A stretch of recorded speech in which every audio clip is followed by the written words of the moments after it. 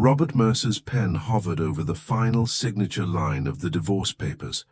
The mahogany desk in his home office felt cold beneath his palm as afternoon sunlight streamed through floor-to-ceiling windows, illuminating the New York skyline beyond. At 52, he had built an empire from nothing.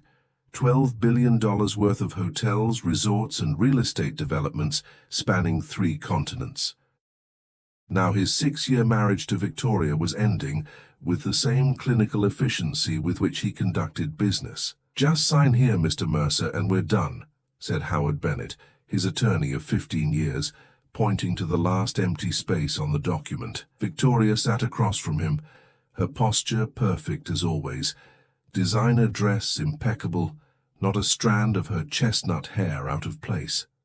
She hadn't shed a tear during the entire proceedings. Robert had always admired her composure. It was one of the qualities that had first attracted him to her at the charity gala where they met 7 years ago. Now that same composure made her seem like a stranger. The silence in the room felt oppressive. Their marriage counselor had called it emotional distance. Robert called it the inevitable result of 2 ambitious people who had forgotten why they fell in love. No children to consider, no shared dreams left to pursue.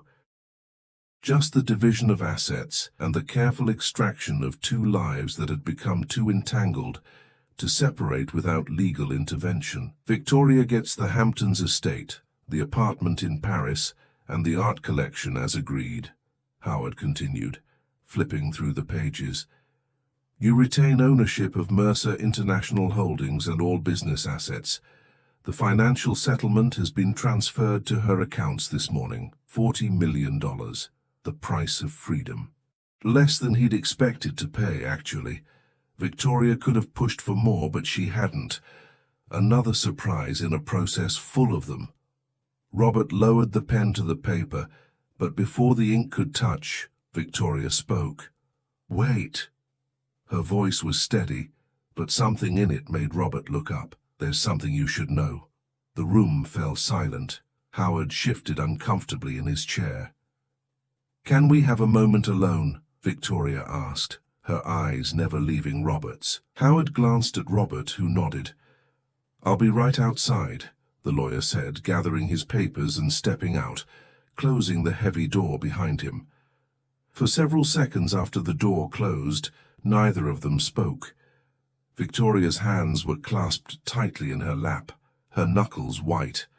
Whatever composure she'd maintained during the proceedings seemed to be cracking. "What is it, Victoria?" Robert asked, impatience edging his voice. They were so close to the end. Whatever she had to say, couldn't it have waited until after the papers were signed? Victoria took a deep breath. "I've been diagnosed with stage 3 ovarian cancer." The words hit Robert like a physical blow. He stared at her, searching her face for any sign that this was some kind of manipulation or tactic. There was none, just the truth, raw and unvarnished, in eyes that suddenly looked tired. "When?" he managed. 2 weeks ago.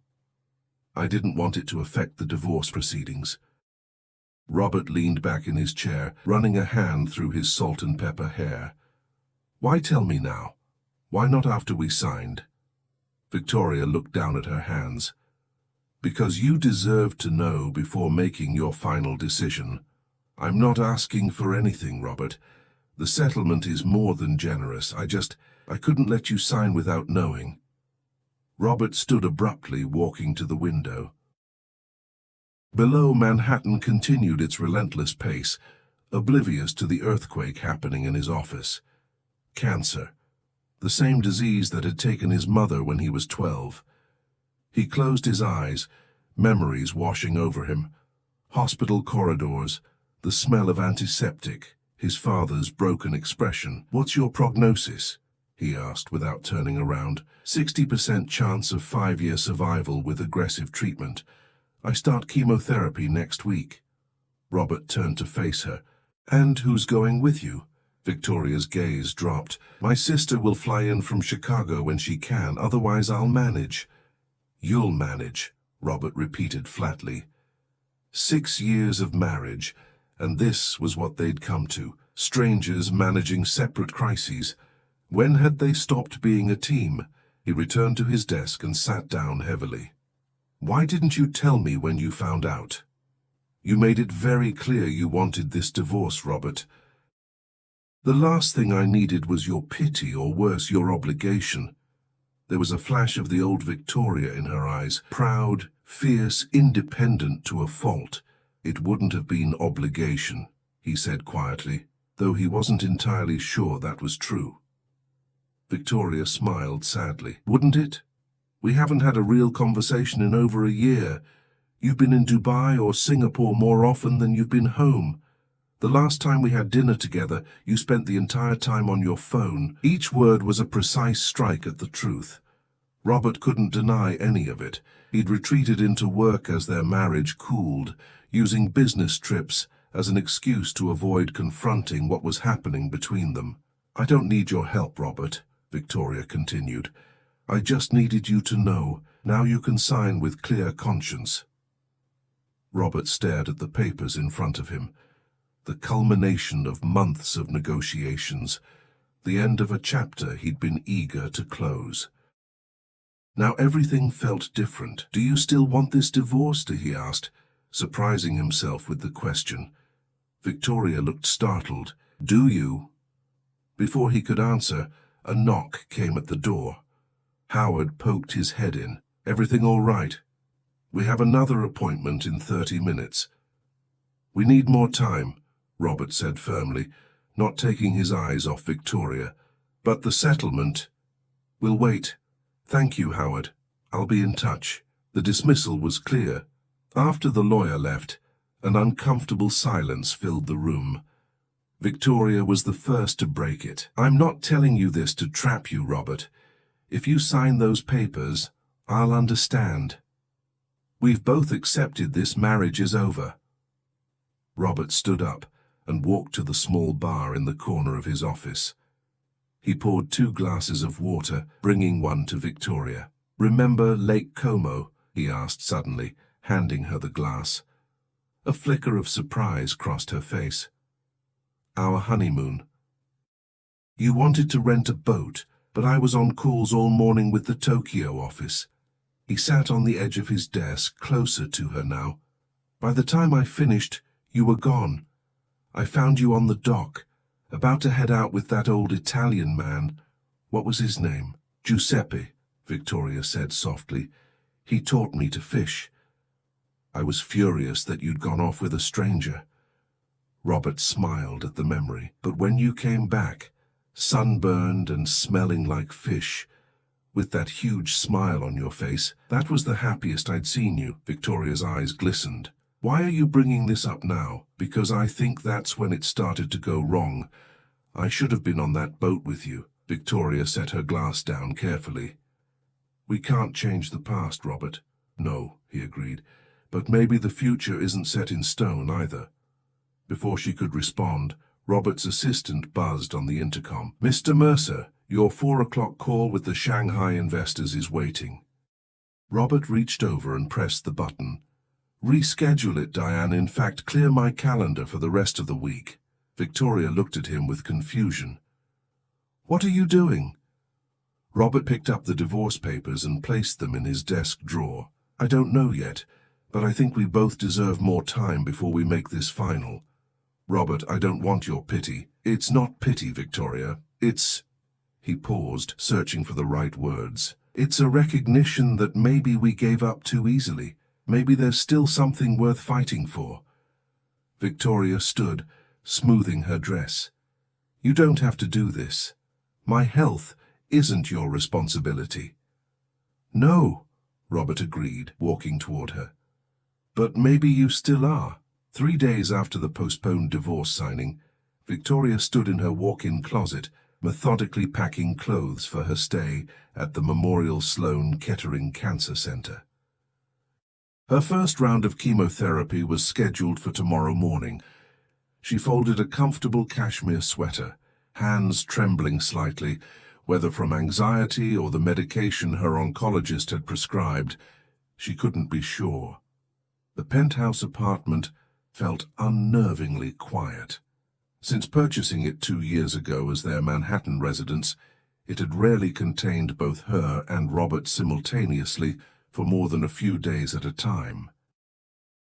Now, with her imminent hospital stay, the space felt even emptier. Victoria paused, catching her reflection in the full-length mirror. She looked thinner already, though the weight loss had begun before the diagnosis. Dark circles shadowed her eyes despite her careful application of concealer. She'd always taken pride in her appearance, a requirement in New York's high society circles and as Robert Mercer's wife. Soon, the chemo would strip away that control too. The doorbell rang, startling her from her thoughts. Probably the delivery of her prescriptions. She made her way through the spacious living room with its panoramic views of Central Park, a space designed more for impressing guests than for comfort. When she opened the door, Robert stood there, not the pharmacy courier she'd expected.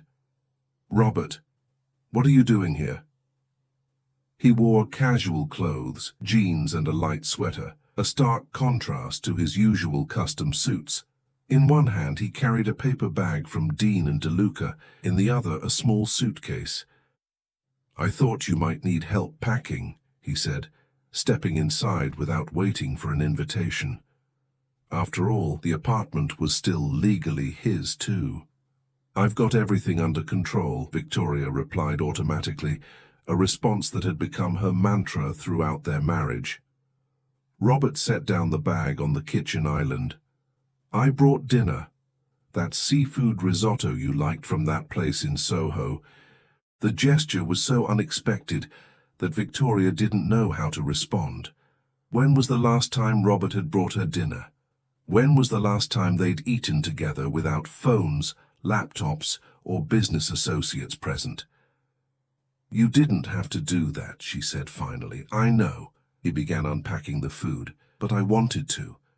They ate at the dining table, an expanse of Italian marble that could seat 12 but rarely hosted more than business associates, or the occasional charity committee meeting. The conversation was stilted at first.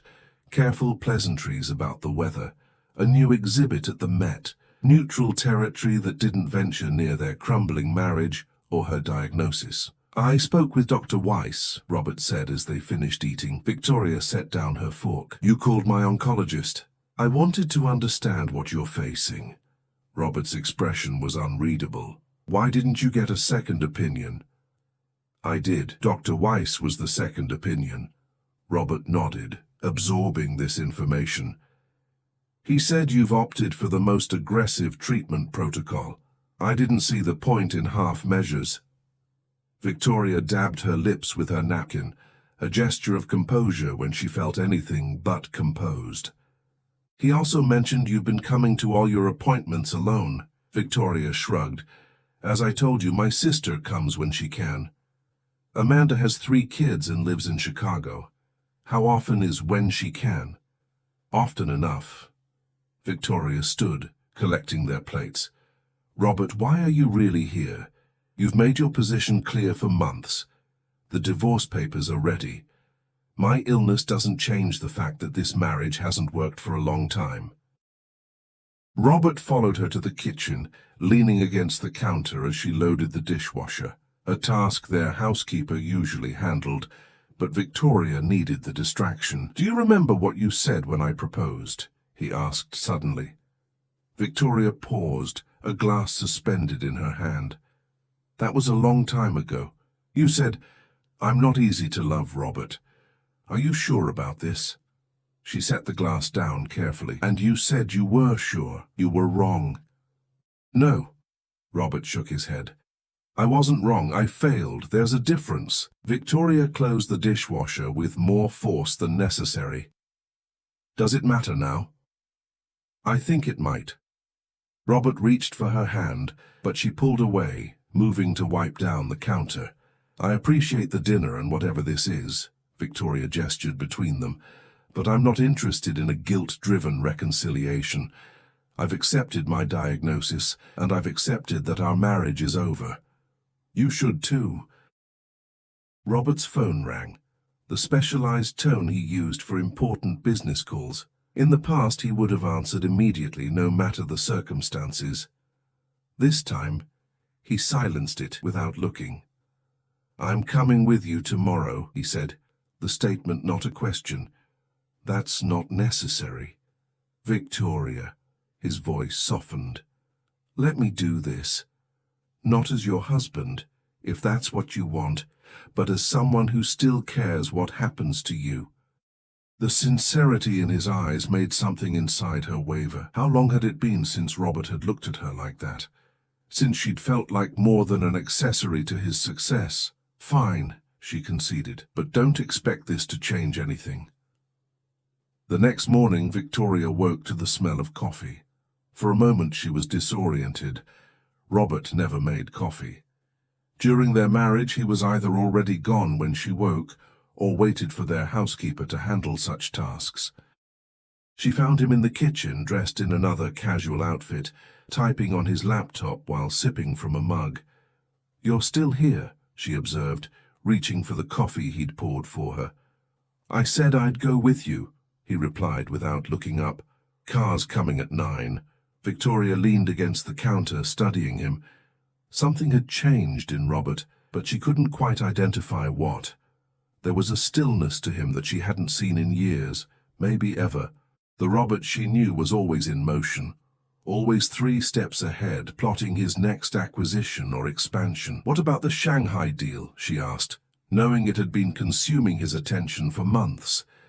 "Jason's handling it." Robert closed his laptop. "I've delegated most of my immediate responsibilities." Victoria raised an eyebrow. "You? Delegated?" A hint of a smile crossed his face. "Contrary to popular belief, I do know how." "Since when?" "Since my wife told me she has cancer." The bluntness of his statement hung in the air between them. Wife, not soon-to-be ex-wife. The distinction wasn't lost on Victoria. "I'm not using this as a manipulation tactic, Robert. I know that." He stood, moving closer to her. "But it's made me realize something." "What's that?" "That I've been running from things my entire life. Building this empire was just the biggest distraction of all." Victoria set down her mug. "That's quite an epiphany to have overnight." "It wasn't overnight. It's been coming for a while." He paused. "Finding out about your diagnosis just crystallized things." Before she could respond, her phone chimed with a calendar reminder. It was time to prepare for the hospital. At the cancer center, Victoria was struck by how Robert seemed to transform. Gone was the intimidating billionaire who commanded rooms with his presence. Here he was attentive, asking thoughtful questions of the medical staff, taking notes on his phone, and most surprisingly, holding her hand as the oncology nurse explained the procedure. As the nurse inserted the IV that would deliver the chemicals designed to kill the rogue cells in her body, Victoria finally asked the question that had been nagging at her. "Why did you want a divorce, Robert? Really?" He looked startled by the directness of her question. For a moment she thought he might offer the same platitudes they'd exchanged during counseling, growing apart, different priorities, the natural evolution of relationships. Instead, he squeezed her hand and said, "I was afraid." "Of what?" "Of failing you, of not being what you needed." He looked down at their intertwined fingers. "The more successful I became, the more I felt like a fraud. Like someday you'd realize I wasn't worth the sacrifices you made to be with me." Victoria stared at him in disbelief. "That's absurd. You're Robert Mercer." "Exactly, I'm Robert Mercer, the billionaire, the CEO, the deal maker. But who am I to you? Who am I when all that's stripped away?" 4 weeks into Victoria's treatment, their routine had settled into an unexpected rhythm. Robert had moved back into the penthouse, sleeping in the guest room. On chemo days, he accompanied her to the hospital, laptop in hand but rarely opened. On her better days, they took short walks in Central Park, her arm linked through his for support rather than affection. Today was not one of her better days. Victoria lay curled on the bathroom floor, the cool tiles a small comfort against her feverish skin. The nausea had woken her at 3 a.m., violent and unrelenting. She'd tried to be quiet, but Robert had appeared in the doorway minutes later, wordlessly filling a glass of water and sitting on the edge of the bathtub, waiting. "For you should go back to sleep," she managed between waves of sickness. "Big meeting tomorrow." "I rescheduled it," he said simply. Victoria wanted to argue but lacked the strength. This new, patient Robert still felt like a stranger, or perhaps a ghost of the man she'd first fallen in love with, before ambition and success had hardened him. When the worst had passed, he helped her back to bed, bringing a fresh washcloth for her forehead and anti-nausea medication. As he turned to leave, she caught his wrist. "Stay," she whispered, "just until I fall asleep." He settled into the armchair beside the bed, a silent sentinel in the darkness. Victoria studied his profile, illuminated faintly by the city lights filtering through the curtains. The lines around his eyes seemed deeper now, his shoulders slightly stooped, subtle changes she might not have noticed if they weren't living in such close proximity again. "Tell me something real," she said, her voice barely audible. Robert was quiet for so long she thought he might not have heard her. Finally, he spoke. "I've been having the dream again, the one about my mother." Victoria knew about the recurring nightmare that had plagued him since childhood, watching helplessly as cancer consumed his mother, his father retreating into work and alcohol, leaving 12-year-old Robert essentially orphaned twice over. "Is it because of my diagnosis?" "Partly." He shifted in the chair. "But I think it's also because I've been realizing how much I've become like my father."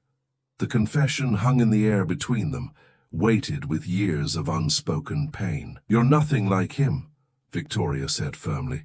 "Your father abandoned you when you needed him most. You came back when I needed someone." "Did I?" Robert's laugh held no humor. "Or did I just replace one form of running away with another? Instead of leaving physically, I buried myself in work. The result was the same." Victoria had no answer to that. It was the truth they'd both been circling around for weeks now. "Why did you marry me?" she asked instead. Robert turned to face her fully. "Because you were the first person who saw past all the trappings. You weren't impressed by the money or the power. You challenged me, made me want to be better. And then? And then I forgot what better meant. I started measuring everything in acquisitions and profit margins." He leaned forward, elbows on his knees. "What about you? Why did you marry me?" Victoria closed her eyes, remembering. "Because beneath that ruthless businessman exterior, I saw someone who secretly wanted to create beautiful things. Someone who got more excited about the design of a new hotel than its projected revenue. I thought we'd build something meaningful together." "We still could," Robert said quietly. Before Victoria could respond, exhaustion pulled her under, the conversation fading into troubled dreams. The next morning, Victoria woke to find a bouquet of fresh peonies, her favorite, on the nightstand and a note. "Meeting couldn't be rescheduled after all. Back by dinner." She was simultaneously relieved and disappointed. These past weeks of forced proximity had created a strange limbo, neither married nor divorced, neither strangers nor truly reconciled. Every conversation felt like navigating a minefield of unresolved issues and fresh vulnerabilities. Feeling slightly stronger, Victoria showered and dressed, determined to reclaim some normalcy. Her phone chimed with a text from her sister. "Call me when you can, important," Amanda answered on the first ring. "How are you feeling today?" "Better than yesterday," Victoria replied, settling onto the living room sofa. "What's so important?" There was a pause on the line. I ran into Patricia Winters at a fundraiser last night. Victoria tensed. Patricia was the wife of James Winters, one of Robert's oldest friends and business associates. And? She mentioned seeing Robert having dinner with Lauren Sullivan 2 weeks ago at 11 Madison Park. The name sent an electric jolt through Victoria. Lauren Sullivan, the brilliant young architect Robert had hired to design his latest hotel project in Miami. Victoria had met her exactly once at a company event 6 months ago, and had immediately noted the way the woman looked at her husband, with admiration that bordered on something more intimate. It was probably business, Victoria said automatically, even as doubt crept in. 2 weeks ago would have been during one of her hospital stays, when Robert had claimed to be working late. Patricia said they looked close. I'm sorry, Vic. I thought you should know. After hanging up, Victoria sat motionless, staring out at the Manhattan skyline. Why did this information hurt so much? They had been on the verge of divorce. She had no claim on Robert's fidelity anymore, had effectively relinquished it when they both agreed their marriage was over. Yet the thought of him with Lauren, young, healthy, vibrant Lauren, while she withered away from chemo, was a special kind of torture. Victoria's phone buzzed again. A text from Robert. Running late. Don't wait up. Something inside her hardened. Without allowing herself to reconsider, she called for a car and got dressed. If Robert could resume his life, so could she. 90 minutes later, Victoria entered the sleek lobby of Mercer International Holdings. The receptionist's eyes widened in recognition. Mrs. Mercer, we weren't expecting you. Mr. Mercer is in a meeting right now. I know. Victoria smiled smoothly. I'll wait in his office. She moved through the familiar corridors, nodding at startled employees who clearly hadn't expected to see the boss's wife, especially not one supposedly battling cancer. The whispers followed her to the executive floor. Robert's assistant, Diane, nearly dropped her coffee when Victoria approached her desk. Mrs. Mercer, Mr. Mercer is in the Sullivan presentation and asked not to be disturbed. The Sullivan presentation? Victoria kept her voice level. Lauren Sullivan? Yes, for the Miami property. They've been in the conference room all afternoon. I see. Victoria glanced toward the closed conference room doors. Actually, I think I'll join them. It's been too long since I've been involved in the business. But Mrs. Mercer... Victoria was already pushing open the door. Inside, Robert stood at the head of a long table, surrounded by executives and design team members. At his right hand sat Lauren Sullivan, pointing at architectural renderings projected on the wall. The room fell silent as every head turned toward the interruption. Robert's expression shifted from irritation to shock. Victoria? Is everything all right? He moved toward her immediately, concern evident in his face.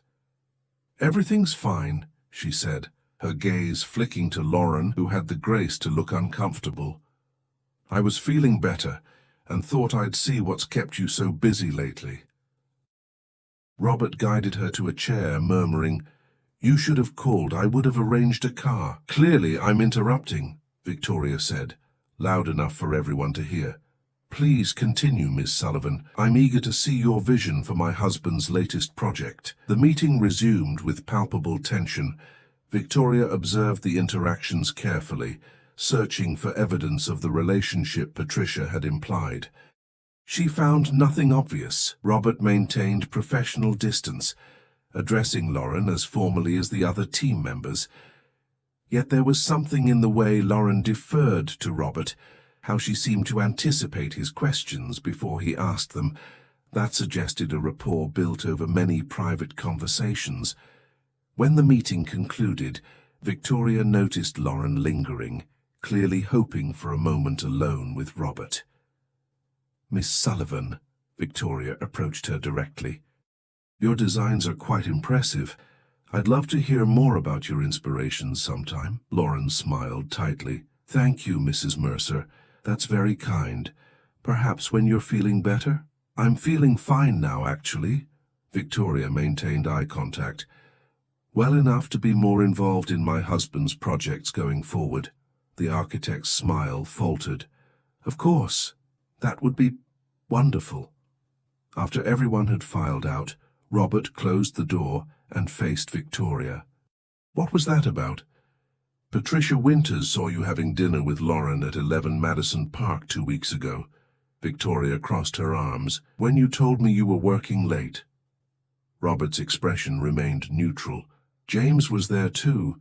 It was a business dinner. Patricia didn't mention James. Because he arrived late. Robert sighed, running a hand through his hair. Victoria, whatever you're thinking. I don't know what to think anymore, she interrupted. We're in this strange purgatory, Robert. Not married, not divorced. You're playing the devoted husband during my treatment, but are you? Really? The hurt in her voice was more revealing than she'd intended. Robert moved closer, his expression softening. Victoria, there is nothing between me and Lauren Sullivan or anyone else. He reached for her hands, and this time she didn't pull away. These past weeks with you, they've reminded me of what matters. Who matters? She wanted to believe him. God help her, she wanted to trust that the changes in him were genuine, that his commitment to her wasn't just guilt or obligation. Then why did you... The office door burst open. Diane stood there, face pale. Mr. Mercer, I'm so sorry to interrupt, but it's urgent. There's been a fire at the Singapore site. 3 workers are hospitalized. Robert's entire demeanor transformed instantly, the businessman taking control. Get the crisis team on the line. I need to speak with site management immediately. As he turned to his computer, Victoria felt the familiar wall going up between them. This was the Robert she recognized, the man whose identity was inextricably bound to his empire. You should go home, he told her, already dialing. This could take all night. Victoria nodded, gathering her purse. Just as she reached the door, Robert called her name. Victoria, we're not done with this conversation, I promise. She looked back at him, already absorbed in the crisis, already a million miles away from the man who had sat beside her bed in the darkness. Aren't we? She asked quietly, and closed the door behind her. Victoria sat in Dr. Weiss's office 3 months after her diagnosis, hands clasped tightly in her lap as she awaited the results of her latest scan. The past 12 weeks had been a blur of treatments, side effects, and a bewildering emotional roller coaster with Robert.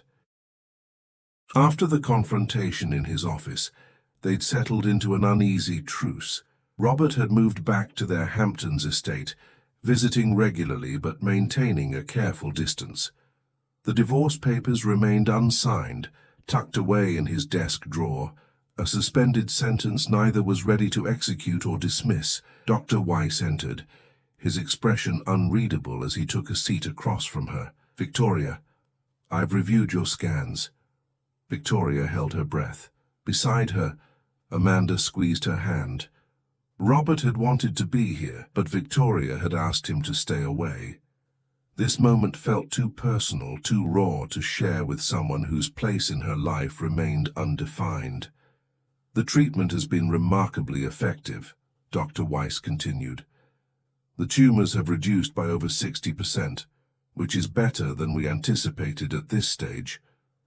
Relief flooded through her, though she maintained her composure. What's the next step? We'll continue with the current protocol for another 6 weeks, then reassess. But Victoria, the doctor leaned forward, this is very good news.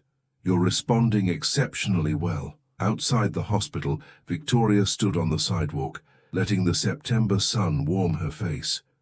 For the first time in months, she allowed herself to feel something like hope, not just about her prognosis, but about the possibility of a future, whatever shape it might take. You should call Robert, Amanda said gently.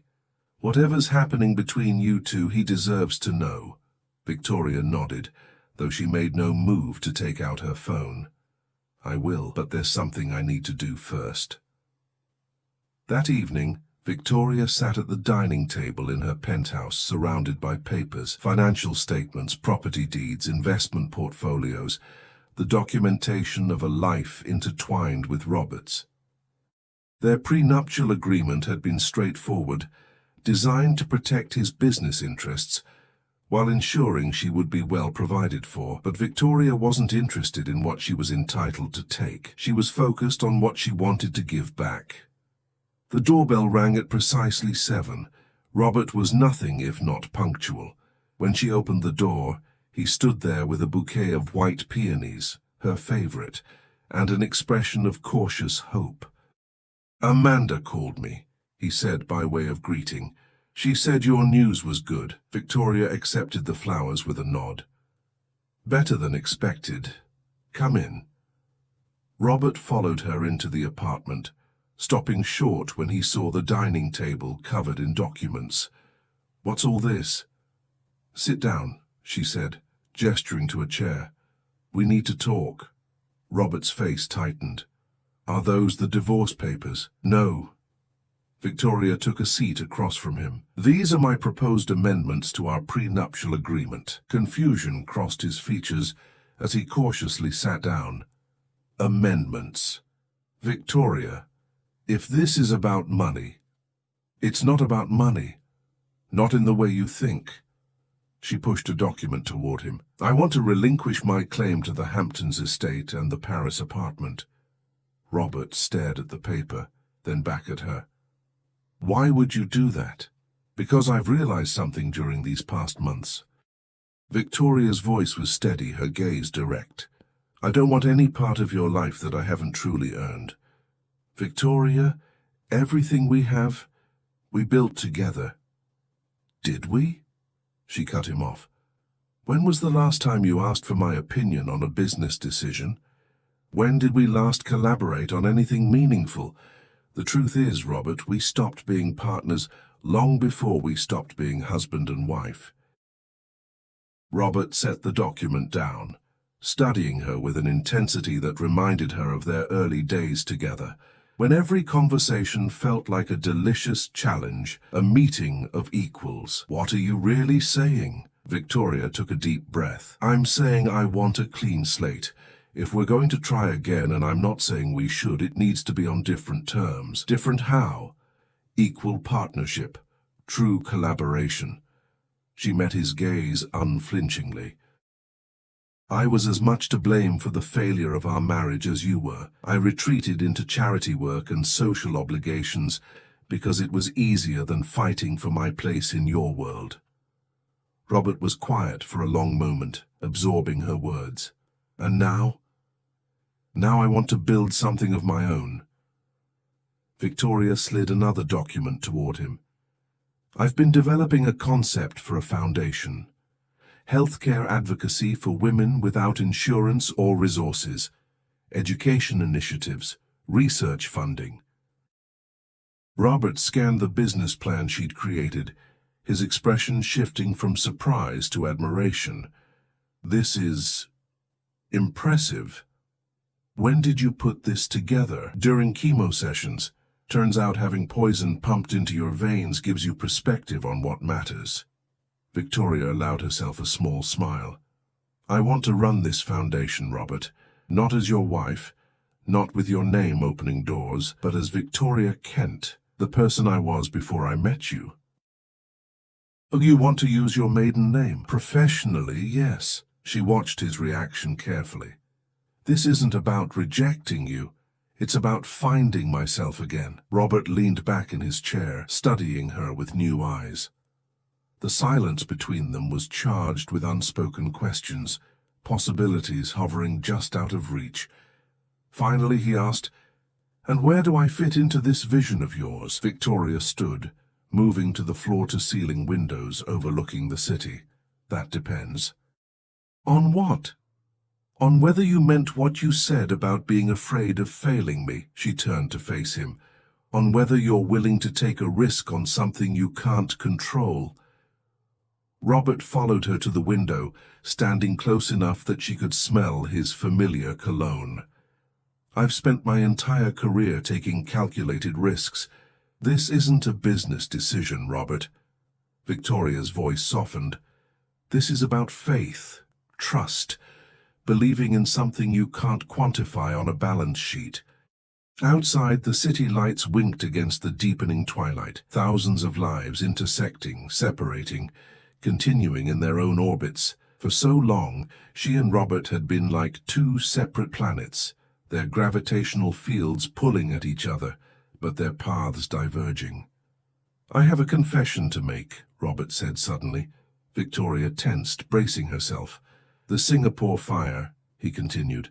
It wasn't as serious as Diane made it sound that day in my office. One minor injury quickly treated.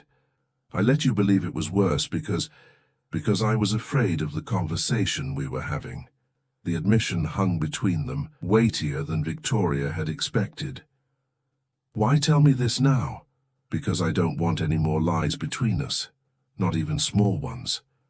Robert turned to face her fully.